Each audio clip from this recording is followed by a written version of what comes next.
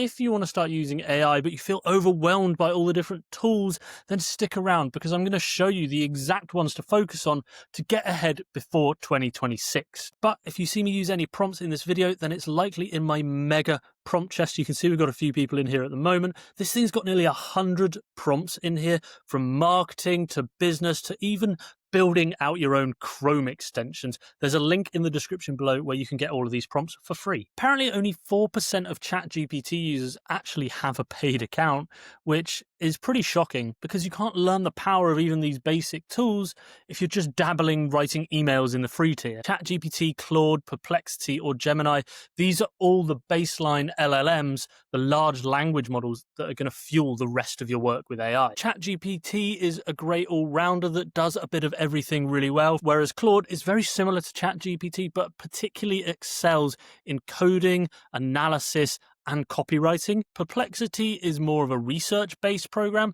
but it does all the basic stuff really well as well. And then if you're a Google user, you use Google Workspace, then Gemini is inbuilt into everything they do. Now, the importance of learning these programs can't be understated, and here's why. You start to unlock way more functionality. So, for example, this is ChatGPT. When you click this little plus button here, you get the full deep research. That means you can create in-depth, detailed research reports at the click of a button.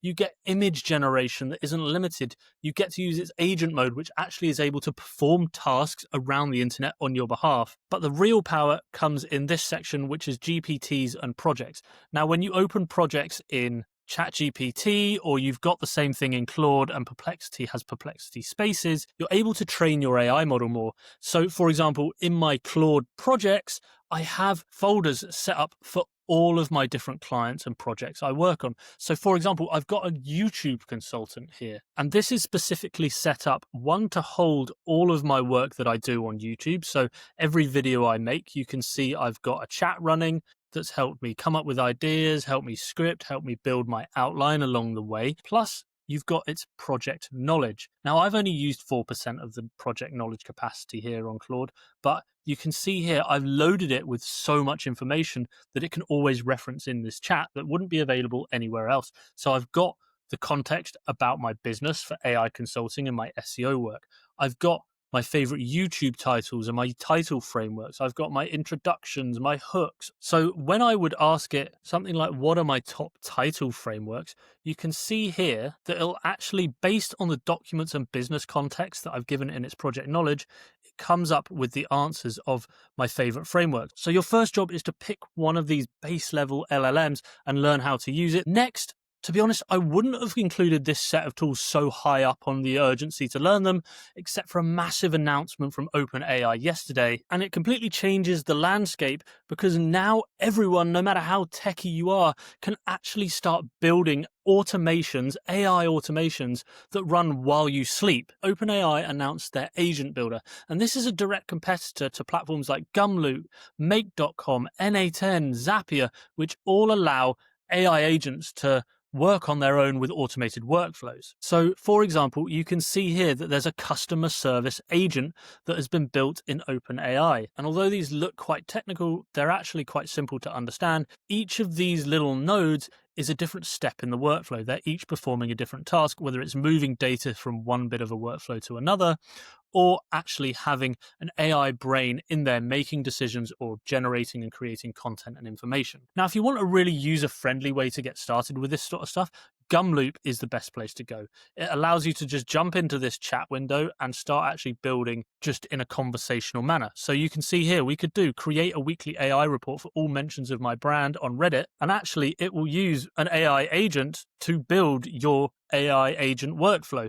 You can see here it's going and finding the relevant integrations, building out a plan, and then it will be able to go and execute your workflow for you. Now, once you've started to understand and master things in Gumloop, then you can move on to OpenAI's Agent Builder, or you can level up further to Make.com or NA10. NA10 being slightly more technical, but it allows you almost unlimited ability to build automations in anything in your life. But you'll see here the cool thing about something like Gumloop is it builds it automatically for you. You don't have to put in the manual work. You can see it's building the nodes out for us step by step. We've got where we put our input information. It's got a Reddit scraper. It's probably going to go and connect that up and connect it to a Google Sheet or a Google Doc to finish our report. Text and workflow automation is getting quite easy now, but if you want your work with AI to really pop and have some added creativity, then you want to focus on this next tool set. These involve platforms like Ideogram, Midjourney, NanoBanana, VO, Sora that allow you to generate images and video in seconds. Now, some of them can be super advanced and you can do some crazy stuff, but I recommend starting easy. Something like Ideogram, it has a free plan and you can generate stuff really quickly and really easily. So you can easily say something like, make me an image of a realistic coffee mug spilt on a table. And what it will do is it will improve and create a magic prompt to improve the quality of input that you're getting in there to improve the final image coming out. So in less than a minute on the free plan, you're getting some photo quality images coming out. Hard to tell the difference between some of these. Obviously, you can add some different styles and tweaks into the images there. Then you can take things up a level to something like Midjourney, or you could go to NanoBanana. Now, let me just download this image really quickly because I want to take it and put it into Google Gemini, which is where NanoBanana image editing stands out. We can add the file here.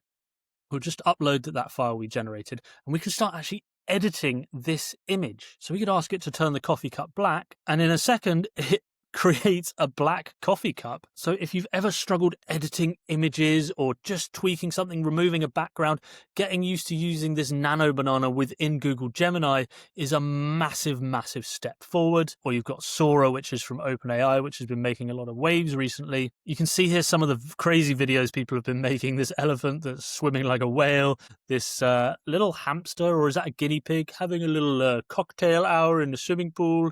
So you can get really creative with this stuff. And particularly if you work in something like marketing, then this is a massive, massive tool to spark your creativity. Now, if you've spent some time mastering those tools we've just discussed, you'll be in a great position to actually start building fully fledged software using AI without having much technical knowledge at all. We can start vibe coding, and vibe coding is as easy as it sounds. There's loads of tools out there that are super accessible. There's Bolt, there's Lovable, there's Replit, there's Firebase Studio. And once you get to grips with all of that, you can level up to something like Claude Code, which is a full sort of development area that you can almost build anything you want as if you were a developer.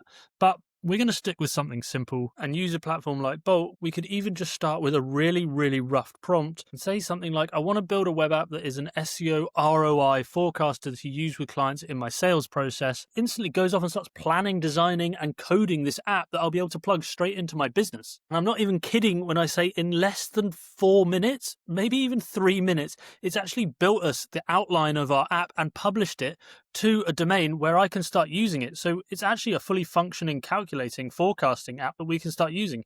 Now we can build on this. We can ask it to improve the graphics, the design, add more charts and features in there. But honestly, from that one conversation line, we're already up and running with a built out web app. Now the tool area that's really going to drive your business performance are what I like to brand as your professional content tools. I don't mean just creating graphics for social media. I mean things that are actually going to be useful in your business. There's platforms like Gamma, which allows you to very quickly create case studies, proposals, presentations, all with AI built in. It's actually super powerful. There's things like Riverside and Descript, which allow you to record and shoot video and then edit them with AI features. Everyone knows we've got to be doing video, whether it's for our product demos, for YouTube, for our marketing, wherever it is. And these platforms have AI tools built into them that allow you to just remove all the pauses in a video so you don't have to go through and painstakingly take stuff out. It allows you to automatically remove fluff if you fluff your lines and repeat yourself.